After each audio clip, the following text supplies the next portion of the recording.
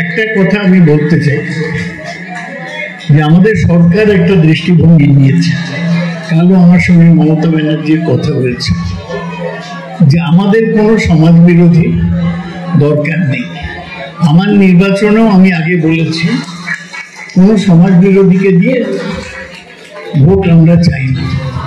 তাই যারা সমাজ বিরোধীদের কাজ করছেন তাদের বলছি সামলে যাও, সামনে না গেলে তোমাদের বিরুদ্ধে কঠোর ব্যবস্থা নেওয়া হবে, তখন তোমরা আমাদের ধরতে এসো না। মানুষ শান্তিতে থাকবে, যে যার কাজ করবে, সেখানে কেউ তোলা চাইবে, কেউ জুলুম করবে, এ মমতা ব্যানার্জি সরকার হতে দেবে। তাই আপনাদের নমস্কার, আমি এখানেই বক্তব্য শেষ করছি।